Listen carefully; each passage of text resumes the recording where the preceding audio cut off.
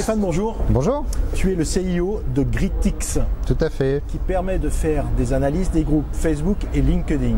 Pour l'instant, oui, c'est ça. Alors, qu'est-ce que tu peux faire exactement avec Gritix? En fait, on est parti du constat où on a vu qu'il n'y avait pas d'outil d'analyse de ce qui se disait dans les groupes, alors que c'est des endroits extrêmement riches d'échanges. Et à partir de là, on a créé un outil qui permet, de voir au niveau statistique ce qui se passe, c'est-à-dire les stats de base, le nombre de gens présents, le nombre de commentaires, le nombre de likes, classer les posts par popularité, les publications par popularité, et derrière récupérer, extraire l'information qui se trouve dans les groupes, c'est-à-dire les publications, les commentaires qui sont afférents à ces publications, et donc les exporter dans les fichiers texte CSV qui permettent des analyses derrière beaucoup plus poussées.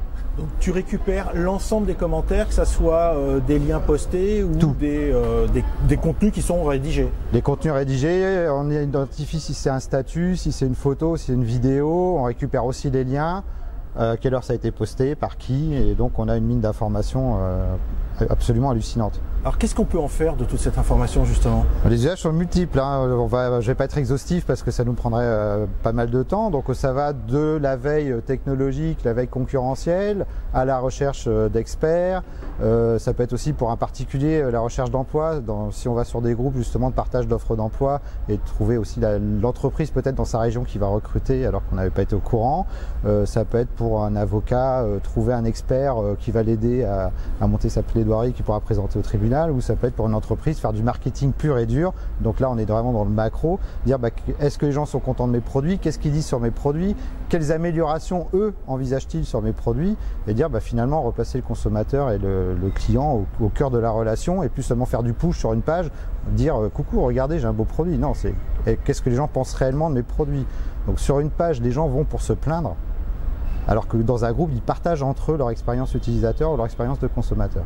Et c'est vraiment là la valeur ajoutée du produit. Donc une page, en fait, c'est une page qui est à l'initiative d'une entreprise, qu'elle soit LinkedIn ou Facebook, en fait. Voilà. Donc on est un peu dans du push marketing et donc. Oui, c'est une facette nécessaire de toute façon de la relation client. Enfin, c'est pas.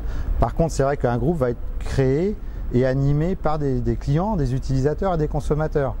C'est-à-dire qu'ils vont être là, ils vont être libres, ils vont avoir la parole libre. Et il n'y aura pas de modérateur, sauf l'administrateur qui va éviter que ça dérape, mais ils vont dire moi j'ai pas aimé ce produit, ou j'ai aimé ce produit mais j'aurais préféré par exemple que la batterie soit plus petite, moins lourde, l'écran plus intéressant si on parle d'un smartphone par exemple. Donc c'est de dire finalement essayer de répondre en anticipant aux attentes des consommateurs en allant voir ce qui se dit. Donc en fait la vraie valeur sur les groupes, elle est, enfin sur LinkedIn ou Facebook, elle est dans les groupes, dans les échanges des groupes. Oui. Et jusqu'à aujourd'hui, il n'y avait rien pour les analyser. Non, c'était complètement inexploité. C'est quelque chose qui a été délaissé par tout le monde pour des raisons techniques, on va dire, au départ. Et là, on retrouve en fait les gens maintenant ont tellement d'informations, ont tellement d'informations dans leur flux, que ce soit Facebook, Twitter, etc. En fait, essayent de se retrouver dans des endroits, dans des sortes de salons où on va parler d'un thème commun et d'un intérêt commun à tous ces gens. Donc dire au lieu d'être dans la rue, dans l'agora où tout le monde parle et j'ai un brouhaha, je vais me retrouver dans un petit salon sympa comme on est en train de faire là tous les deux pour discuter d'un thème précis, et donc là on va trouver justement une information extrêmement qualifiée. Et donc avec ton outil, tu vas pouvoir justement identifier qui parle de quoi, et tu vas pouvoir également avoir la possibilité pour une marque de trouver des prescripteurs, des ambassadeurs. Oui, en fait on va déjà savoir de quoi parlent les gens puisque le groupe va être relatif justement au sujet qui intéresse les personnes qui s'y trouvent. Donc on va se retrouver avec, je sais pas, Tesla par exemple.